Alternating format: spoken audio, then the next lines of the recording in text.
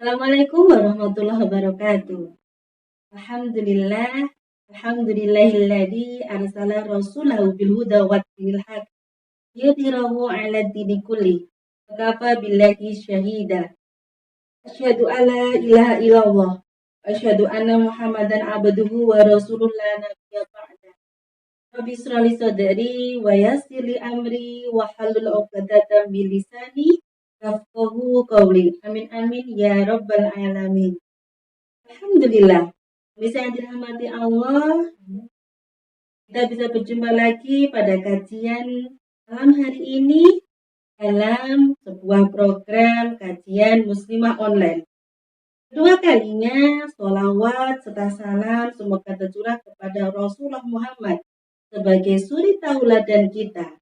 Dan semoga kita selalu menjadi orang-orang yang meneladani Rasulullah hingga akhir hayat kita. Bisa dirahmati Allah, berjumpa lagi dengan saya, Ana Umu Aska, dalam program Inspirasi Keluarga Muslim.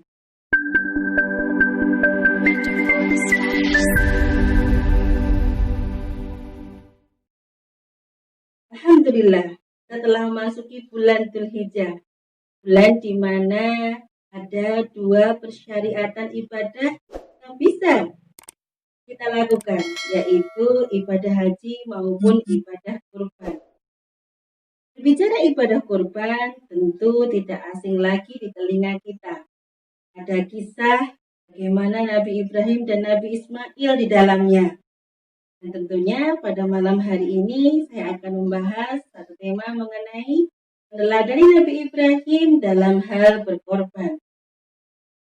Bisa yang dirahmati Allah, Nabi Ibrahim adalah sosok hamba yang taat kepada Allah. Nabi Ibrahim juga dikenal sebagai kekasih Allah.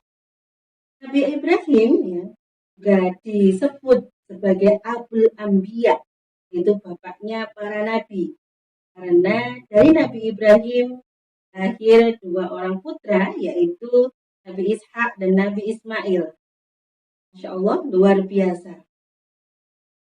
Setiap episode kehidupan Nabi Ibrahim tentu banyak sekali mengandung hikmah dan pelajaran yang bisa kita ambil. Nabi Ibrahim adalah sosok seorang anak yang berbakti kepada orang tuanya, walaupun orang tuanya dalam kondisi musyrik.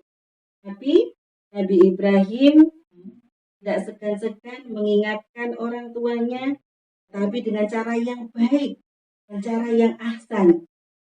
Itu tertera dalam surat Maryam, bahwasanya ketika Azar menanggapinya dengan keras, maka Nabi Ibrahim membalasnya dengan kata-kata yang sopan maupun kata-kata yang lembut. Azar di sini kita tahu bahwasanya adalah ayah dari Nabi Ibrahim yang membuat patung. Tapi Nabi Ibrahim mengingatkannya dengan cara yang baik bahwa hal itu merupakan sebuah kemusyrikan. Nabi Ibrahim juga merupakan sosok seorang suami yang sukses membina istrinya kepada ketaatan. Hal itu tercermin dalam dialog ketika Nabi Ibrahim meninggalkan Ibunda Siti Hajar di sebuah tempat, itu padang pasir yang gersang maupun tandus. Hari ini kita bisa mengenalnya mungkin dengan nama kota Mekah. Pada waktu itu, padang pasir tersebut belum berpenghuni. Tentu menjadi sesuatu yang sulit ketika ditinggal suami di tempat yang padang pasir yang panas, gersang, dan tidak berpenghuni. Tapi ketika Ibunda Hajar bertanya kepada Nabi Ibrahim, apakah ini merupakan perintah dari Allah? Maka Nabi Ibrahim menjawab ya.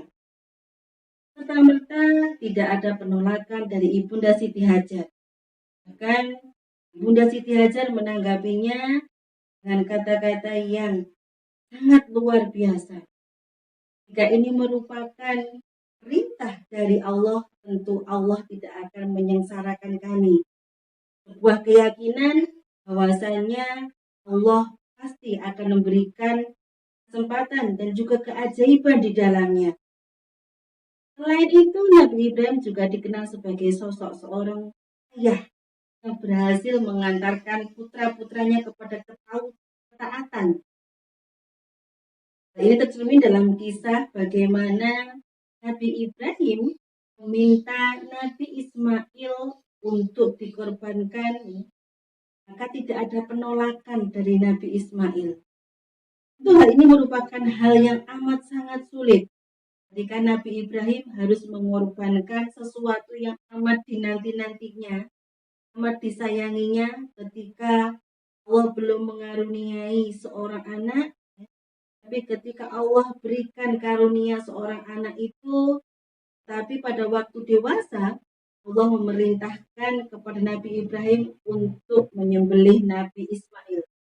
Nah, itu termasuk sebenarnya adalah sebuah ujian. Bagaimana Nabi Ibrahim bisa melewati atau mengorbankan sesuatu yang amat dicintainya. Ternyata pada kisahnya ya, tidak ada penolakan dari Nabi Ismail. Dan tentu ya, hal ini tidak akan ada kecuali kepada hamba yang benar-benar kuat imannya. Nabi Ismail membuktikan bahwasannya Nabi Ismail adalah potret seorang hamba yang memiliki keimanan dan ketaatan kepada Allah Subhanahu wa Ta'ala. Itu di balik kisah ini bukan sekedar cerita atau dongeng belaka, tapi ada hikmah dan pelajaran yang bisa kita ambil. Yaitu hikmahnya adalah bagaimana kita mampu mengorbankan sesuatu yang barangkali merupakan kesenangan-kesenangan kita. Tentunya ketika ada seruan dari Allah, maka kita sebagai seorang muslim harus segera melaksanakannya. Sebagaimana Nabi Ibrahim dan Nabi Ismail tadi ya, ketika ada seruan dari Allah, ya, langsung melaksanakan perintah tersebut. Maka bagi kita, ya, hendaknya mengambil apa yang telah dicontohkan oleh Nabi Ibrahim. Ketika Allah menyeru kepada suatu hukum atau kepada suatu syariat, kita harus segera melakukannya. Sebagai contoh, wajib bagi muslimah untuk mengenakan kerudung dan juga jilbab ketika keluar rumah. Maka tentunya hal ini tidak boleh kita sikapi dengan cara menunda-nunda atau bahkan penolakan. Bagi seorang hamba sejati, tentu hal ini harus kita lakukan dengan cara meneladani apa yang dilakukan oleh Nabi Ibrahim tadi, itu bersegera melaksanakan syariat. Begitu pula ketika ada pengharaman riba, tentu kita sebagai seorang muslim juga harus segera meninggalkannya.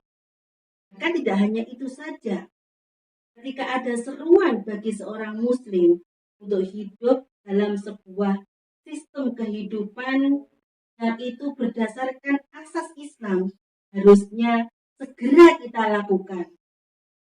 Dan tentunya sistem Islam tersebut bisa kita kenal dengan nama Khilafah Islamiyah. Harusnya bagi seorang muslim yang taat, yang meneladani Nabi Ibrahim, ketika ada seruan untuk taat kepada hukum Allah dan menegakkan Khilafah Islamiyah, kita harus segera melakukannya dan juga tidak boleh menunda-nundanya, apalagi menolaknya. Inilah potret seorang muslim yang meneladani Nabi Ibrahim dalam hal berkorban, yang bisa jadi untuk pengorbanan-pengorbanan menuju syariatnya Allah tadi dalam kondisi senang ataupun dalam kondisi sulit. Bagi seorang muslim tentu akan melakukannya dengan cara sami'na wa ata'na. Kami mendengar dan kami taat. Begitulah para bisa dirahmati Allah. Hendaknya kita mengambil pelajaran dari apa yang dilakukan Nabi Ibrahim dan tidak hanya mengisahkan kepada anak-anak kita sebagai cerita maupun dongeng belaka. Tapi ada sebuah pelajaran dan hikmah yang bisa kita lakukan dan bisa kita teladani. Semoga kita menjadi hamba-hamba yang selalu bersyukur, hamba-hamba yang selalu bersegera melaksanakan syariatnya Allah. Amin ya rabbal alamin. Sekian dari saya. Ihdinash shiratal mustaqim. Assalamualaikum warahmatullahi wabarakatuh.